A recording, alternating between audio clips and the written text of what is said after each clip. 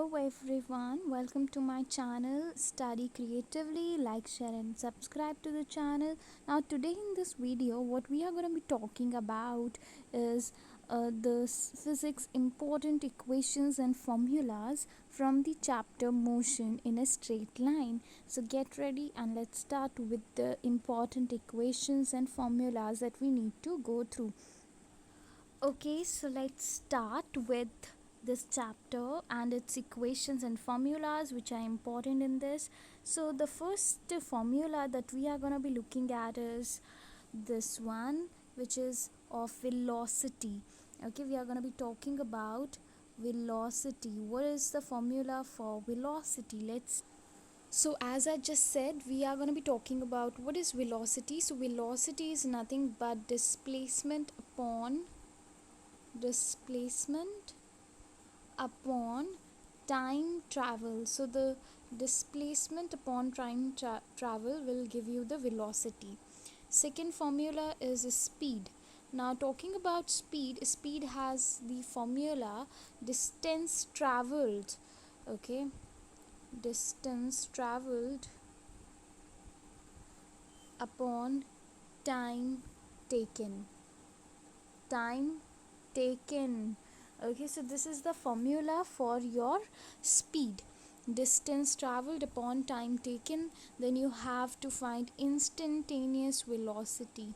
See, velocity is going to be there with average and with instantaneous. Average will even going to have this formula, displacement upon time taken. And as far as instantaneous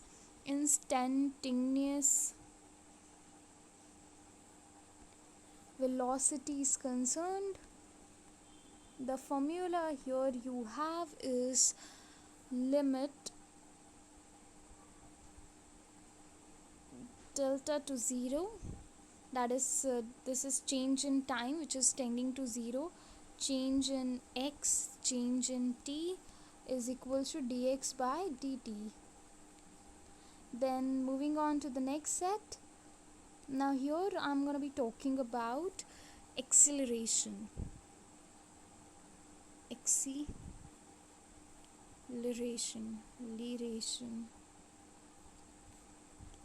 Acceleration. Now acceleration has formula change in velocity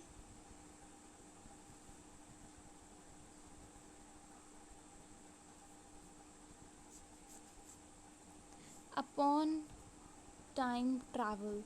So remember in which formula you have what in denominator, what in numerator. So if you see in the previous formulas where we talked about velocity, we talked about speed, we talked about instantaneous velocity, there we have in velocity time traveled in the denominator, time taken in speed, and instantaneous velocity is about change in x respect to change in t. T is an independent variable here and x is a dependent variable here. So dx is dt.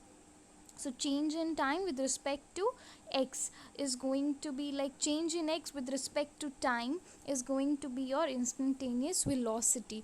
Then you have average acceleration which has the same formula, change in velocity upon time taken, instantaneous acceleration. Okay, instantaneous acceleration. Now talking about instantaneous acceleration, it is instantaneous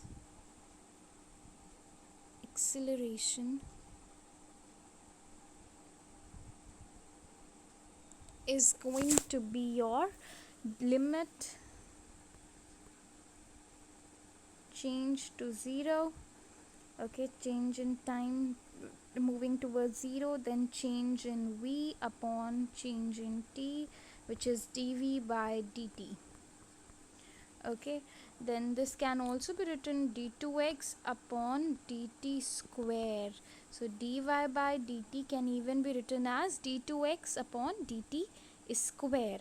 Now moving on to next equations. Now we are moving on. These are the formulas that you need to remember from the chapter Motion in a Straight Line. Now moving on to the equation of motion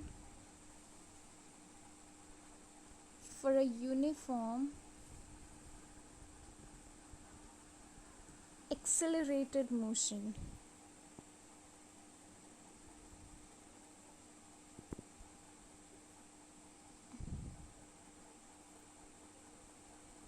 Please bear with my spellings if there is any wrong one.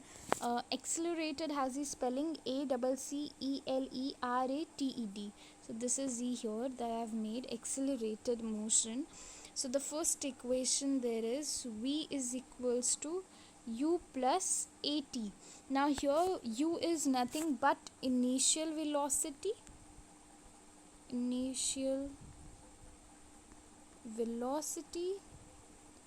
And as far as your V is concerned, this means you are talking about final velocity.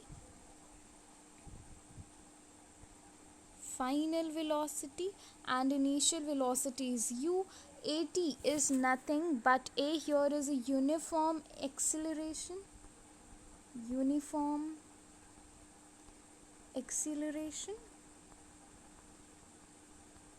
Then T here is nothing but your time.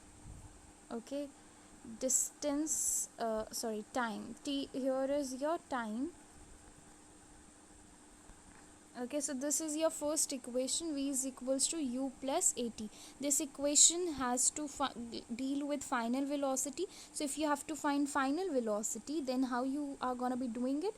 From where you have started, initial velocity plus uniform acceleration into time will give you final velocity. So this is how you will calculate final velocity. Now moving on to the next equation, which is this. S is equals to ut plus half at square. Now here this S means we are talking about nothing but distance traveled in time. Distance, this is not for speed, it is distance. This is actually for speed only. Distance traveled in time is what S represents. So in time, how much you have traveled, how much the distance you have covered is what S represents. Then here S is equal to U. You know it is initial velocity into time plus AT square.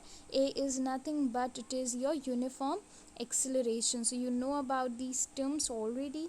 Now moving on to the third equation, which is going to be your this one. Okay, so talking about the third, which is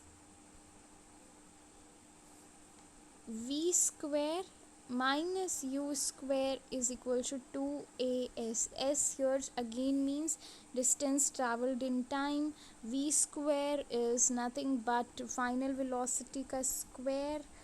Okay, then U is initial velocity. So this is the third equation that you have in front of you. V square minus U square is equal to 2AS. Second one was S is equal to UT plus half AT square. Hope you get both of them. Now moving on to the fourth and the last equation that you need to go through from this chapter or in this chapter.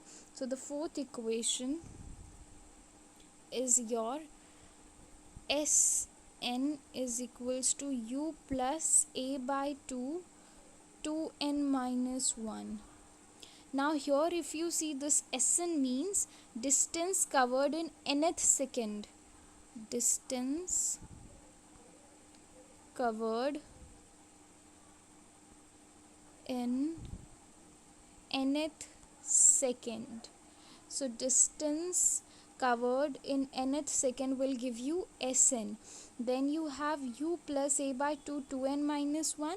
So here these equations are not valid if the acceleration is non-uniform, because here this A represents that we are talking about uniform accelerated motion. Uniform accelerated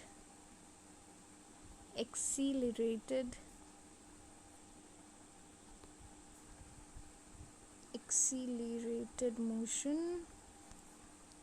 So if this motion is not going to be uniform, then these equation will not work. So these equation are only going to valid if the acceleration is uniform. Then this was all about today's video. Whatever the important equations were there, we talked about all of them. So this is what we have. Now in the next part we will be talking about kinematics, and then units and measurements, then laws of motion also. So these were the chapters that we are going to be looking at in the next video. So please stay tuned, stay study creatively. Thank you. Like